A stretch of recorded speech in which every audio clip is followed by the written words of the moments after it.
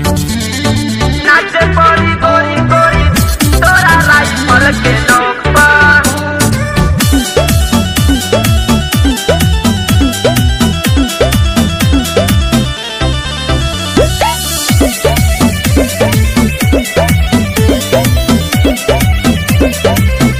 कि धाए धाए गोली चली देवरिया के चौक पर, देवरिया के चौक पर हो, देवरिया के चौक पर। धाए धाए गोली चली रुदलपुर के चौक पर, रुदलपुर के चौक पर हो, रुदलपुर के चौक पर। नाचे पड़ी गोरी तोरा राइफल के नोक पर, नाचे पड़ी गोरी तोरा राइफल के नोक पर। कि नाचे पड़ी गोरी तोरा राइफल के नोक पर। नाचे पड़ी गोरी गोरी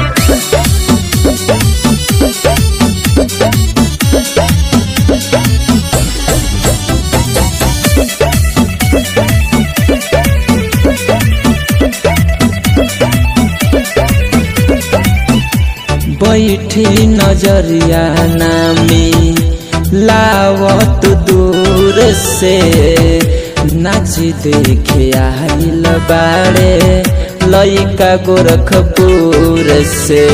धाए धाए गोली चली भटनी चौक पर, भटनी चौक पर हो, भटनी चौक पर। धाए धाए गोली चली सलेमपुर चौक पर, सलेमपुर चौक पर हो, सलेमपुर चौक पर। नाचे पड़ी गोरी तोरा राइफल के नोक पर, नाचे पड़ी गोरी तोरा राइफल के नोक पर। कि नाचे पड़ी गोरी तोरा राइफल के नोक पर। नाचे पड़ी गोरी तोरा राइफल के नोक पर। नाचे पड़ी गोरी गोरी तोरा राइफल के नोक पर।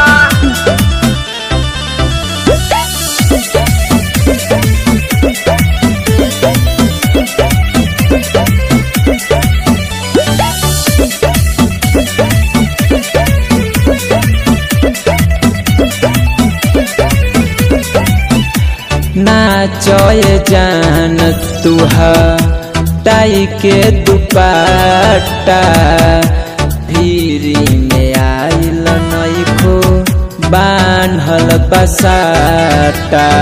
धाए धाए गोली चली कुशीनगर के चौक पर, कुशीनगर के चौक पर हो, कुशीनगर के चौक पर। धाए धाए गोली चली गोरखपुर के चौक पर, गोरखपुर के चौक पर हो, गोरखपुर के चौक पर। नाचे पड़ी गोरी तोरा राइफल के नोक पर, नाचे पड़ी गोरी तोरा राइफल के नोक पर। कि नाचे पड़ी गोरी तोरा राइफल के नोक पर। नाचे पड़ी गोरी तोरा राइफल के नोक पर।